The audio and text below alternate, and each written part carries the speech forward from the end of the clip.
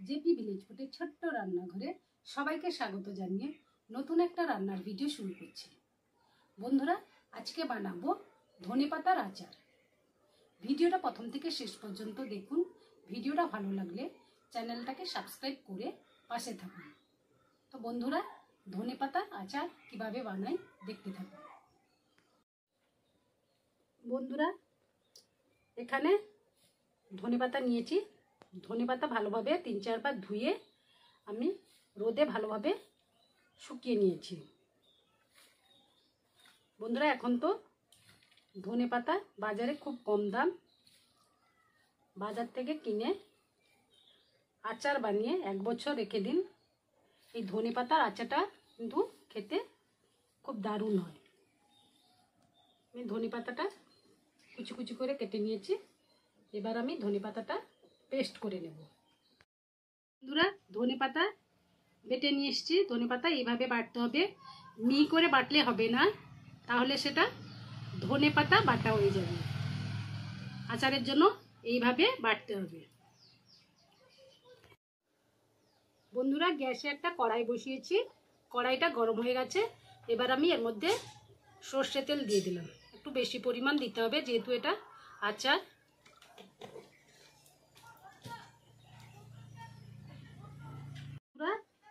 আগে আমি তেঁতুলটা ভিজিয়ে রেখেছিলাম। এবার আমি তেঁতুলটা ভালোভাবে চটকে নিচ্ছি।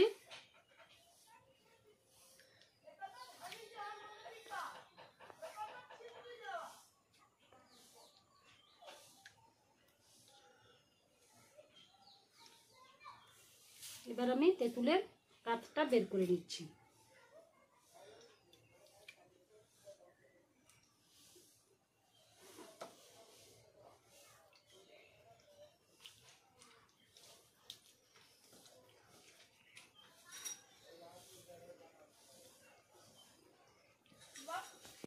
সর্ষে তেলটা গরম হয়ে গেছে। এবার এর মধ্যে 2টো শুকনো লঙ্কা আর 5 ফোড়ন দিয়ে দিলাম। এইভাবে নাড়াচাড়া করব। এবার আমি এর মধ্যে 8-10টা কোয়া রসুন দিয়ে দিলাম। ভালোভাবে ভেজে নেব।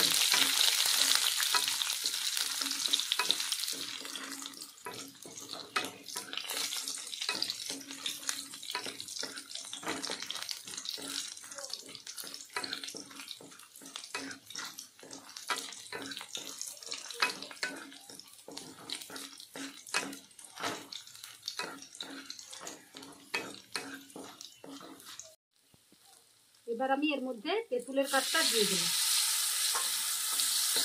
দিয়ে ভালোভাবে নাড়াচাড়া করব।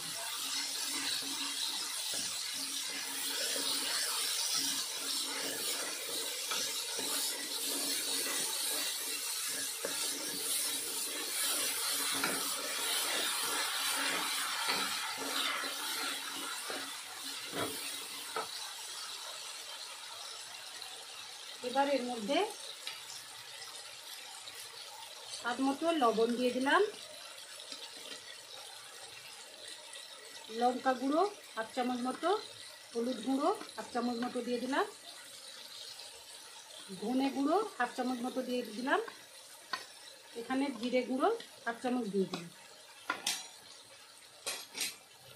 দিয়ে সব মশলার সঙ্গে ভালোভাবে মিশিয়ে নেব।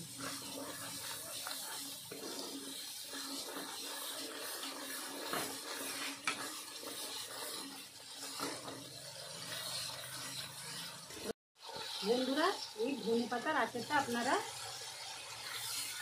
এই সময় বেশি করে বানিয়ে কাঁচের কৌটোর মধ্যে রেখে ফ্রিজে 1 বছর রেখে আপনারা খেতে পারবেন।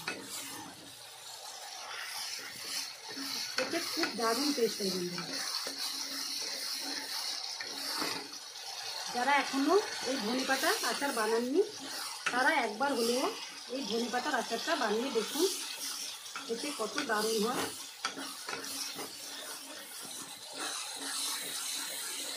এবার এর মধ্যে চিনি দিয়ে দিন। মিষ্টিটা যে যার স্বাদ অনুযায়ী দেবেন। যে যেরকম মিষ্টি খায় সেই রকম দেবেন।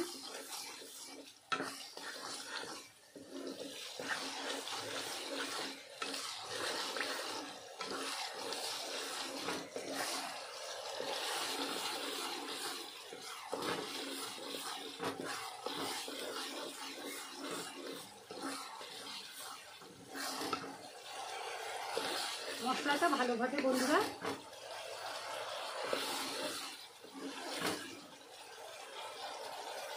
কষানো হয়ে গেছে। দেখুন এবার তেলও ছেড়ে দিয়েছে। এবার আমি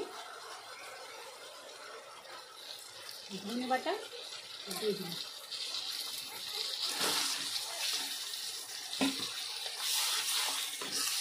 ভালোভাবে আমি সব মশলার সঙ্গে মিডিয়াম আঁচে রেখে মিশিয়ে নেব।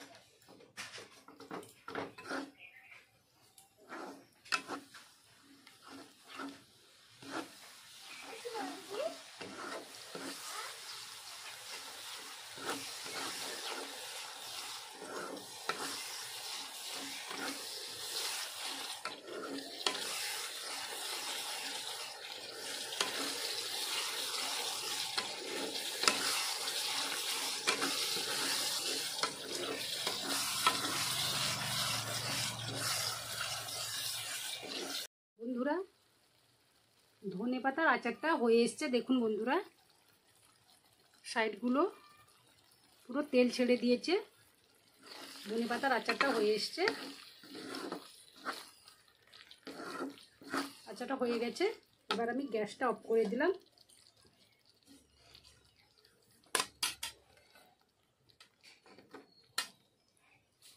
এবার আচারটা আমি একটা প্লেটের মধ্যে তুলে নিচ্ছি।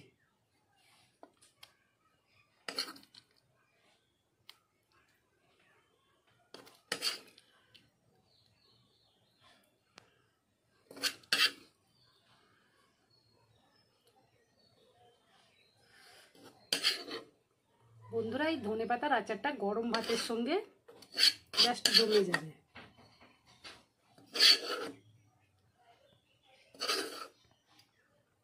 বন্ধুরা ধনেপাতার আচারটা তৈরি হয়ে গেছে। যারা এখনো এই আচারটা বানাননি একবার হলেও এই ধনেপাতার আচারটা বানিয়ে দেখবেন, খেতে কিন্তু খুব দারুণ হয়।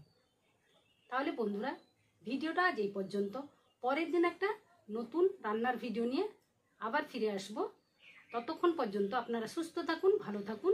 ভিডিওটা আজ এই পর্যন্ত।